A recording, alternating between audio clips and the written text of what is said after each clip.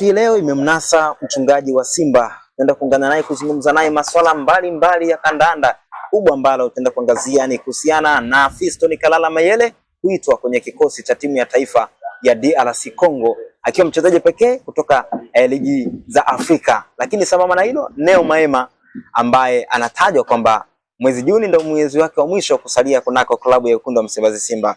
Yote hayo ungana nami nikizungumza na mchungaji wa Simba mpaka mwisho, lakini tutagusia uwanja wa Young Africans na mkataba wao wa 50-50, 50 kwa 50 kwa maana ya asilimia za umiliki. Habari za muda huu? Mungu ni mwema sana. Mambo yanakwenda? Nashukuru Mungu sana. Bwana Fiston Kalala Mayele, mchezaji ama mshambuliaji wa Pyramids ya pale nchini Misri, ameitwa kwenye timu yake ya taifa, timu yake ya Kongo, kuungana na wachezaji wengine kuingia kwenye kombe la dunia.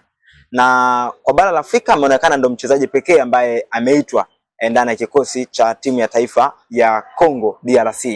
Lakini kumekuwa na maneno mengi sana mara baada ya jina lake kutajwa. Mashabiki wa Young Africans wameonekana kushangilia na kufurahia kuitwa kwa Fiston Kalala Mayele kunako timu ya taifa ya DRC Congo. Kauli hii mchungaji unaizungumziaje ama kufurahi huku kwa mashabiki wa Young Africans unakusemea nini mchungaji wa Simba? Ni mchezaji ambao wanamfahamu. Kwa hiyo lazima wafurahi kwamba anaenda kuchezea national team. Umeona? Lakini nao wanajidadi kwamba eti kama mchezaji wao, ni mchezaji sio kwao, ni mchezaji wa Pyramid, sio mchezaji wa Yanga. Si kama watu wana mnadi nani, Nonda Shabani. Nonda Shabani alitoka hapa kwa Ufaransa. Sasa wao wanalazimisha mchezaji wa kwa Yanga huko. Sasa hii kusaidia kitu, mtu ashaondoka kwako. Ndio ashavunjika, mwanamke kaenda kwa mwanaume mwingine, uweze kusema bwana yule mke wangu bwana, wewe alikuwa mke wangu. Lakini kwa sababu ya mafanikio, sio mafanikio lazima usingetaje. Kwa hiyo kitendo cha Mayele kwenda kombe la dunia jambo zuri sana. Na kombe la dunia atafanya vizuri. Lakini Yanga usijinadi kwamba ni mchezaji wao. Wakifanya hivyo wanakosea, ni mchezaji wa Pyramid. Mchezaji wa Pyramid. Ametokea kwa Pyramid. Kwa hiyo hao wanaofurahia kusema kwamba ni mchezaji wao, unawaambia ujumbe gani mchungaji? Ni watu ambao wanashangaza watu. Uweze kufurahia kitu ambacho sio cha kwako. Hii ni vituko. Yaani sio cha kwako na lazimisha eti kwamba ni mchezaji wako. Kwa hiyo sio sawa. Yaani kuna vitu ambavyo haviko, yaani mtu unaweza ukashangilia kitu, ukafurahia kitu ambacho hakina manufaa kwako, wala kusaidia chochote. Ngone mchezaji kule ametoka Yanga, wangesema kwa mchezaji aliyetoka Yanga na kombe la dunia. Sasa ile katokea Pyramid, kwa hiyo haina raza. Mfano, hii kidogo naruka mada. Sasa na uwanja ambao Yanga wasema wanaenda kujenga. Ni vitu ambavyo unakuta ni vitu ambavyo mkataba ulioingia Yanga Afrika na yule bwana na yule mwekezaji ni mkataba katika mikataba mibovu duniani, ule mkataba mbovu sana. Basi klabu kubwa kama Yanga unaingia mkataba wa 50 kwa 50 wa milele. Wa milele? Hauna kikomo. Afadhali wangesema bwana ule unaisha 2098. Mbwiga huwa anasema wa Muyaya. 2070. 2065. Ungesema mkataba unaonesha hivyo, lakini ukisema kwamba eti mkataba tena 50 kwa 50. Unaenda mkataba unaenda mpaka Yesu anarudi. Sielewa. Yaani hauna kikomo. Babu, kuna vijana watakuja, generation inayokuja itawalaumu sana Yanga Afrika kwamba umeingia mkataba ambao mbovu. Yaani watasema babu zetu waliingia mkataba mbovu ambao kustahili kuwepo. Huwezi kuingia 50 kwa 50. Manje aliomba yeye mwenyewe akasema naomba tu nikodishe miaka 10 walimkatalia.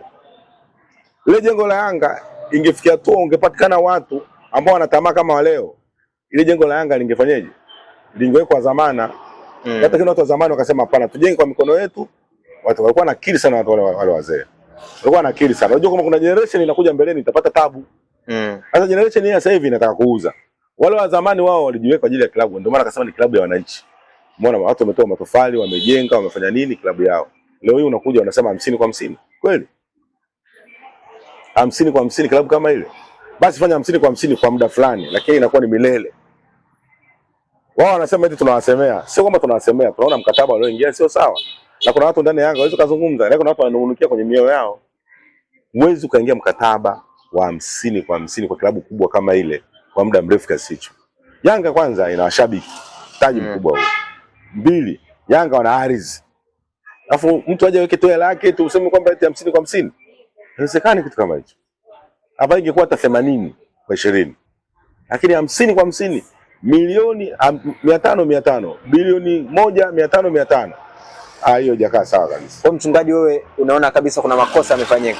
Na sisi Simba tumejifunza kwa makosa ambayo Yanga amefanya. Hatuwezi kuingia mikataba ya design ile. Ndio watu tukamtanguliza, atangulie yeye kwanza. Katangulia yeye, kaingia mkenge. 50 kwa 50. Hata kama wewe Nyasa ungejenga. Kwa sababu tunaona hela hii hapa. Sasa 50 utaacheje? Ungeweka 50 kwa 50 kwamba hela unaiona hii hapa. Maana hata kama kampuni hiyo inayojenga itajitoa kwenye udhamini wa klabu hiyo, maana tayari inanufaika na uwanja. Sasa hapa tuseme hapa siku ikigombana, maana kutakuwa na kizungumkuti. Sasa anafikia tu sawa, kwa sababu nafikia tu baada msifiki wa maelewano. Ndoa, kwenye ndoa mnavyoingia mnaingia vizuri, lakini mwisho wa siku mnaweza kugombana hapo katikati, mkaja mkaachana. Mtaachana vipi? Jamaa atasema tuvunje, sababu toa hela wewe baki na riziki yako. Itakuwa vipi hapo? Maana kutakuwa na shida hapo. Utakuwa na shida kubwa. Kwa hiyo huo mkataba ulioingia swala la maendeleo ni swala la kujenga uwanja, lakini mkataba ulioingia si mkataba mmoja. Hata wana Yanga wanaojua mikataba wanajua usio sawa. Maana tutegemea kina Mzee Magoma wataliamsha dude. Lazima waseme hivyo, kwa sababu wanaona kama klabu yao inauzwa, kama imeuzwa. Sio sawa. Chama Clatous, mchungaji, amekuwa gumzo sana toka rejea kwenye klabu yenu ya Wekundu wa Msimbazi Simba. Ni kama alikoelekea alikwenda niseme kupumzika tu, alikuwa atachezi, lakini toka rejea Msimbazi Chama amekuwa moto sana hivi sasa.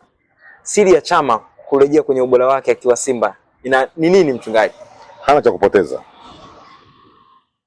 Kacheza Yanga, kacheza Simba, kacheza Singida, sasa hivi kaamua hana cha kupoteza.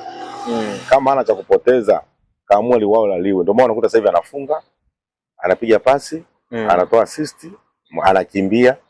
Umeona bwana? Ndio utakuja kugundua kwamba Chama yule ambaye alikuja Simba miaka ile na Chama huyu ni vitu viwili tofauti kabisa. Unaweza kusema hili ni ingizo jipya, kwamba Chama hajaje kuja Tanzania, lakini Chama alikuwepo. Lakini mambo anayofanya sasa hivi, kila mechi, kila game anakufa goli. Yaani kila mechi anakufa goli. Kila mechi anakufa goli. Sasa hivi imefikia tu uwanjani watu wanapaka na pagawa kwa furaha. Kama juzi wenda KMC hapo watu walifurahi kwa sababu Simba inaonekana ina kasi. Alafu inaonekana timu ina ari. Kuna kitu kimoja kinaitwa ari. Spirit, ile kuna spirit imeongezeka ndani ya Simba. Ambayo kila mchezaji anatamani kucheza. Mpaka leo benchi. Nikaanza kugundua kumbe timu ni spirit. Unaweza kuwa mna hela lakini spirit hamna. Kama hakuna nani, inakuwa ni ngumu sana. Inakuwa ni ngumu sana kupata ushindi. Na hii Yanga miaka 4 ilikuwa na hali kama ile. Kila anayeingia anakuwa moto zaidi. Ndio hiyo ambayo imetokea ndani ya Simba. Boli linamrahisishia kocha wa Simba. Sababu kocha wa Simba mfumo anaotumia ndio anaotumia kule Stellenbosch. Mfumo wake uko hivi. Pasi zinapigwa nyingi. Yaani unamiliki kwanza mpira. Simba ukitaka usiweze, wasimiliki mpira. Ukimwacha kimiliki mpira, ndio hata Yanga kutana na Simba anateseka kwa ajili hiyo. Kocha huyu ana tabia, anamiliki mpira, anacheza mpira muda mrefu. Alafu na mtu anapaka kazi yake ni kusogeza mpira eneo la boksi. Ndio unakuta Simba wafungaji hajaeleweki. Beki anafunga, viungo anafunga, mawinga anafunga, steka anafunga. Maana kwa mfumo ule yote ule anafunga kwa jinsi anavyojua jinsi ya kutengeneza, jinsi pasi zinavyotengenezwa.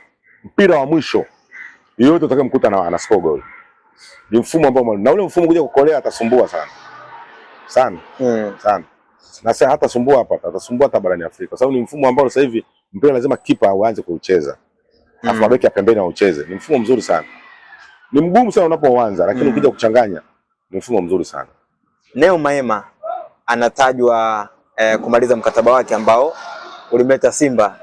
Lakini kwa mujibu wa taarifa zilizoko kwamba kocha mkuu Steven Becker anatamani Neo Maema endelee ndani ya klabu ya Simba msimu ujao.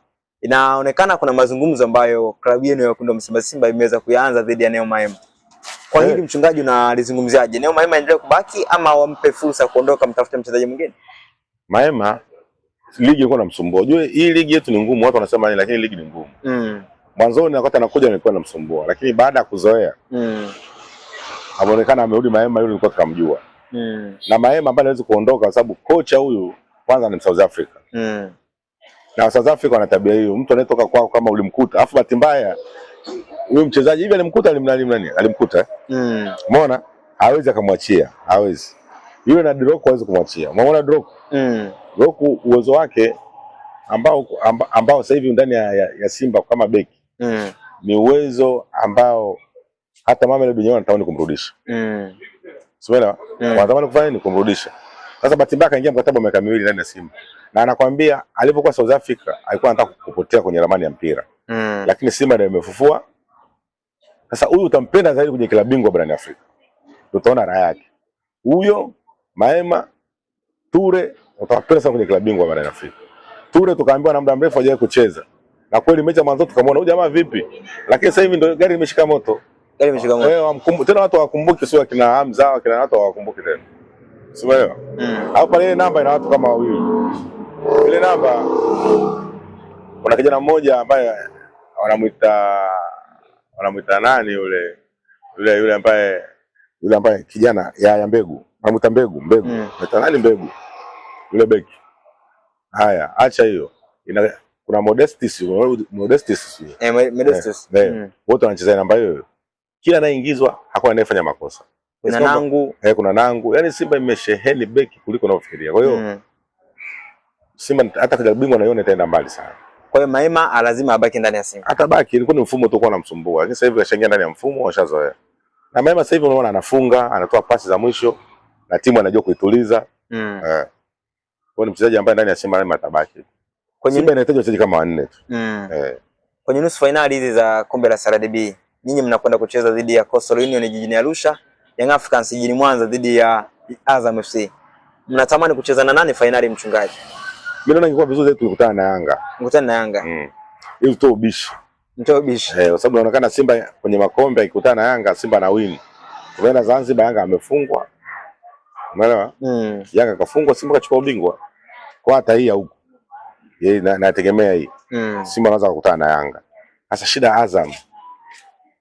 Azam sasa akamfunga Yanga karibu hapo yote. Tunaomba Azam mechi Yanga ashinde. Yanga ashinde hiyo mechi. Ili mkutane finali. Tukutane finali. Sababu siposhinda hizo kukutana naye finali. Kwa tunamwombea ashinde ili kukutana naye finali. Lingine. Simba kwenye mbio za ubingwa wa NBC. Mpaka mida hii Simba kawini. Kuna dalili zozote Simba kuchukua ubingwa. Sasa kama mtu kataka kwenye pointi 5 zimebaki 2, kwa hizo 2 zishindikane. Sababu Dodoma mwenyewe amekuja kwenye mfumo lakini yaani Dodoma kaja kwenye mfumo lakini katika mahesabu yetu hakuepo. Katika zile hesabu zetu kwa tunazitaka yeye kuepo. Kwa hiyo kaja katusaidia. Kwa hiyo kuna mwingine ataje kutusaidia mwingine tena. Kuna mechi nyingine Yanga atapoteza. Ndio maana Simba safari wanasema Simba bingwa. Na Simba jinsi inavyocheza inastahili kuwa bingwa. Na tajiri Mode huyu jameweka bilioni 1 mezani. Kama bonus kwa wachezaji wa Simba kuchukua ligi kuu. Wanabeba. Ndio maana tokea alivyosema mchana jioni yake umeona vibadilika. Spirit ilikuwa kubwa, watu wamejituma. Kwa hiyo ndio motisha zinatakiwa zile kwenye timu. Kwa hiyo Simba kuchukua ubingwa ana nafasi kubwa sana kuchukua ubingwa. Sababu hata mechi anazo kutana nazo tofauti na Yanga, mechi ambazo anakutana nazo. Kumbuka Yanga ataenda kucheza na Shujaa, atacheza na TRA, atakutana na Azam. Mechi zote hizo ni ngumu mno.